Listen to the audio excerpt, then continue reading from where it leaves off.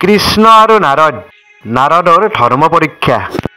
এদিনাখন নাৰদে মহাদেৱক বিচাৰি গৈ নাৰায়ণ নাৰায়ণ বুলি মুখেৰে কৈ পাৰ্বতীক মহাদেৱ ঘৰত আছেনে সুধিলে। পাৰ্বতীয়ে নাৰদক ক'লে, অ'ৰে নাৰদ, তোমাৰ কাম বন নাই নেকি? যেতিয়াই তেতিয়াই যে মহাদেৱক বিচাৰি আহা। মহাদেৱে খোৱা লোৱা কৰি অলপ বিশ্ৰামত আছে, তুমি পাছত আহিবা, এতিয়া যোৱা। নাৰদে পাৰ্বতীৰ কথা শুনি মনতে লাজো পালে।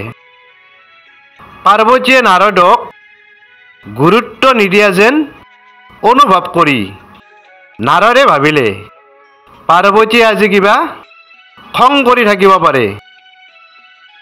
কোনোদিনে পাৰ্বতীয়ে নাৰদক তেনেকৈ কোৱা নাই। পাৰ্বতীয়ে নাৰদক কাম বন নোহোৱা বুলি কৈছে, এনে ঘূৰি ফুৰা বুলি কৈছে। পাৰ্বতীৰ কথাত নাৰদে নিজকে বহুত লাজ পাইছে। নাৰদে সদায় নাৰায়ণ নাৰায়ণ বুলি সকলো সময়তে নাম লৈ থকাটো বাৰু কাম নহয় নেকি? নিজকে প্ৰশ্ন উজাৰি নাৰদে কথাটো সুধিবলৈ কৃষ্ণৰ ওচৰলৈ গ'ল। কৃষ্ণৰ ওচৰলৈ গৈ নাৰদে নাৰায়ণ নাৰায়ণ বুলি কৃষ্ণক মাত লগালে। কৃষ্ণই নাৰদক দেখি ক'লে, কি হ'ল নাৰদ, তুমি আজি বিষাদত আছা, মনটো কিবা তোমাৰ এন্ধাৰ হৈ আছে, কি হ'ল তোমাৰ? নাৰদে কৃষ্ণক ক'লে, নাৰায়ণ নাৰায়ণ, প্ৰভু, মই মহাদেৱক বিচাৰি যাওঁতে পাৰ্বতী মোক কাম বন নকৰি এনে ঘূৰি ফুৰা বুলি ক'লে। পাৰ্বতীৰ কথাত মই বহুত লাজ পালোঁ। নাৰায়ণ নাৰায়ণ বুলি মই সদায় তোমাৰ নাম গুণ গাই ফুৰাৰ পাছতো এইবোৰ বাৰু কাম নহয় নেকি?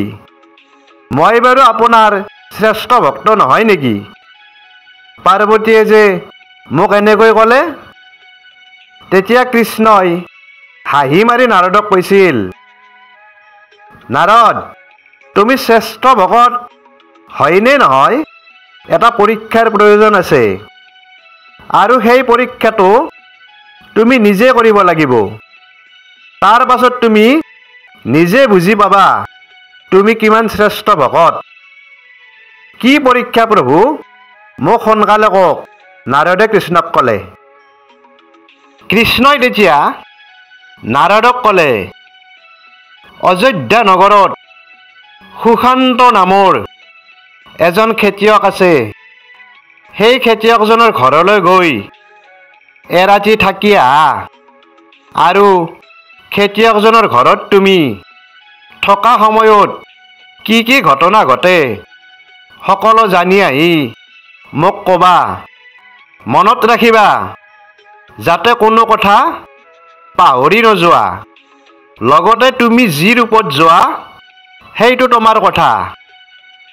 নাৰদে ভাবিলে নাৰদ হৈ গ'লে সিহঁতে দেৱলোকৰ দেৱ বুলি জানি বহুত সন্মান কৰিব, গতিকে ভিক্ষাৰী ব্ৰাহ্মণ ৰূপ ধৰি গ'লে পৰিয়ালটোৰ সঁচা কথাবোৰ বুজি পাব।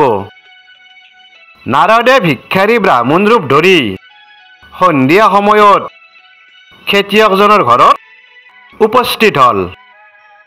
খেতিয়কৰ পত্নীয়ে নমস্কাৰ জনাই সন্ধিয়া ভিক্ষাৰী ব্ৰাহ্মণজন কিয় খেতিয়কজনৰ ঘৰলৈ আহিল সুধিলে। ৰাতিটোৰ বাবে আশ্ৰয় বিচাৰি যোৱা বুলি খেতিয়কৰ পত্নীক ব্ৰাহ্মণজনে ক'লে। খেতিয়কৰ পত্নীয়ে কোনো কথা নাই, থাকিব পাৰিব বুলি কৈ ৰাতিটো থকাৰ বাবে সকলো সুবিধা কৰি দিলে।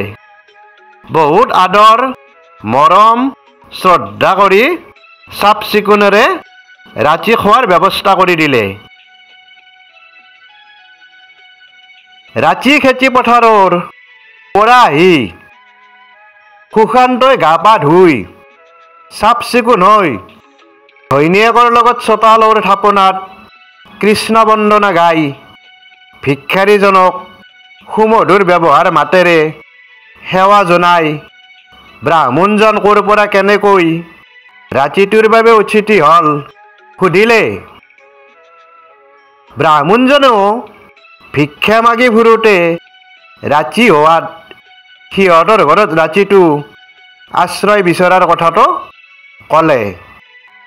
অজানিত কিবা ভুল ভ্ৰান্তি হ'লে ভিক্ষাৰীজনে ক্ষমা কৰি দিবলৈ সুশান্ত আৰু পত্নীয়ে ভিক্ষাৰীজনক ক'লে।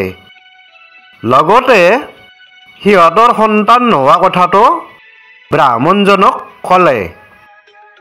সন্তান নহ'লেও কোনো আক্ষেপ নাই, ঈশ্বৰে যি কৰে ভালৰ কাৰণে কৰে বুলি সিহঁতে বিশ্বাস কৰে। ৰাতিপুৱা সুশান্তই চোতালৰ মন্দিৰত সেৱা জনাই কৃষ্ণৰ নাম লৈ ব্ৰাহ্মণজনক মাত লগাই পথাৰৰ কামলৈ গ'ল। ঘৈণীয়েকে ভিক্ষাৰী ব্ৰাহ্মণজনক যাৱতীয় সেৱা আগবঢ়াই সকলো কৰি দিলে। ব্ৰাহ্মণজনেও পুৱাৰ আহাৰ গ্ৰহণ কৰি বিদায় ল'লে। নাৰদে তাৰ পাছতে কৃষ্ণৰ ওচৰত উপস্থিত হ'ল। কৃষ্ণই সুধিলে, কি দেখিলা নাৰদ? নাৰদে ক'লে, সকলো ভালে দেখিলোঁ প্ৰভু। তেনেহ'লে এতিয়া তুমি কোৱা নাৰদ, সেই সুশান্তৰ কৃষ্ণ ভক্তি তোমাতকৈ কম নে বেছি? সুশান্তৰ কৃষ্ণ ভক্তি মোতকৈ বেছি নহয়, কাৰণ মই দিনটোৰ প্ৰতিটো সময়ে তোমাৰ নাম লৈ থাকোঁ। কিন্তু সুশান্ত আৰু পত্নীয়ে মোৰ নিচিনাকৈ তোমাৰ নাম লোৱা দেখা নাই। খেতি পথাৰৰ কামৰ পৰা আহি ৰাতি চোতালত মন্দিৰত গিৰিয়েক ঘৈণীয়েকে তোমাৰ বন্দনা কৰা দেখিলোঁ, আৰু ৰাতিপুৱা খেতি পথাৰলৈ যাওঁতেও দেখিলোঁ। তাৰ পাছত আৰু দেখা নাই। সিহঁতৰ সন্তান নাই, কিন্তু তাক লৈ আক্ষেপো নাই, নাৰদে কৃষ্ণক ক'লে। ঠিক আছে নাৰদ, সেই যে মন্দিৰটো দেখিছা, তাত গৈ তুমি এক চাকি ভৰ্তি তেল লৈ চাকিটো জ্বলাই লোৱা, আৰু মুখেৰে চাকিটো কামোৰ মাৰি মন্দিৰটো 7 পাক ঘূৰা। মনত ৰাখিবা, চাকিটো যাতে নুমাই নাযায়, তেল যাতে চাকিটোৰ পৰা অলপো নপৰে। কৃষ্ণই নাৰদক ক'লে। নাৰদেও প্ৰভুৰ পৰীক্ষা দায়িত্ব সহকাৰে লৈ সেইমতে আগবাঢ়িল। ভৰ্তি তেলৰ চাকিটো মুখেৰে কামোৰ মাৰি চাকি নুমাই নোযোৱাকৈ, চাকিৰ পৰা তেল নপৰাকৈ মন্দিৰটোৰ 7 পাক ঘূৰিলে। ঘূৰা হোৱাত কৃষ্ণই নাৰদক সুধিলে, তুমি পৰীক্ষাত সফল হ'লানে নাৰদ? নাৰদে ক'লে, সম্পূৰ্ণ সফল। প্ৰভুই কোৱাৰ দৰে তেলো পৰা নাই, চাকিও নুমোৱা নাই। সেই সময়খিনিত তুমি মোৰ নাম কেইবাৰ ল'লা? কৃষ্ণই নাৰদক সুধিলে। প্ৰভু, এবাৰো লোৱা নহ'ল, নাৰদে ক'লে। কিয়? কৃষ্ণই সুধিলে। নাৰদে ক'লে, সেই সময়ত চাকিটোৰ তেল পৰিব বুলি আৰু চাকিটো নুমাই যাব বুলি মোৰ মনটো তাত ব্যস্ত হৈ থাকোঁতে তোমাৰ নাম ল'বলৈ পাহৰি গ'লোঁ। তেনেহ'লে এতিয়া তুমি নিজে বিচাৰ কৰা নাৰদ।